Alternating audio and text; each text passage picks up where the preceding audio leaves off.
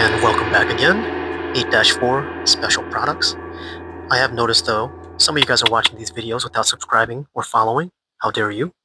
But I'll forgive you this time if you follow now. Let's go and take a look at the section. 8-4 Special Products. Basically shortcut methods for different binomials. So we have three different types.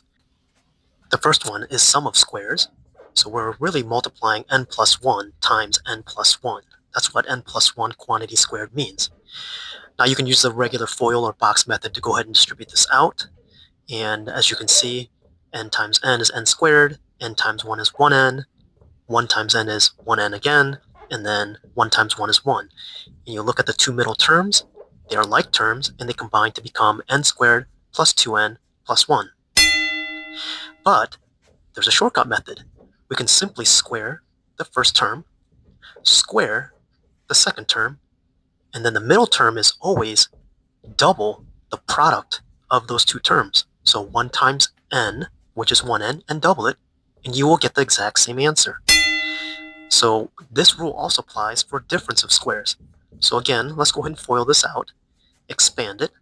So x minus 2 times x minus 2, x times x is x squared, x times negative 2 is negative 2x, negative 2 times x is negative 2x again, and then negative 2 times negative 2 is plus 4.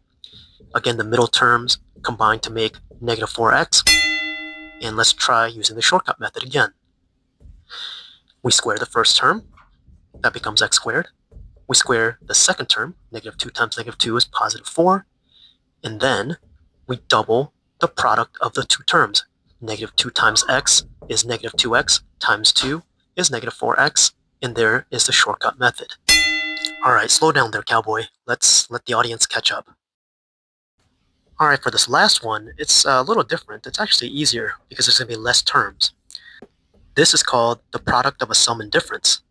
So if you go ahead and FOIL it out, you'll notice something interesting happens with the middle terms, which are the like terms. You see that they're going to be opposites and they'll always cancel each other out.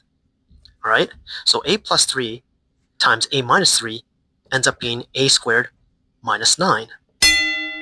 So if you look at it, what you do is you're going to square the first term, square the second term, and it becomes a difference. And this is the shortcut method for the product of a sum and difference. You'll always square the first term, square the second term, and it'll be the difference between the two. And now you flex and kiss your muscle. Hey, kiss the muscle. Oh well.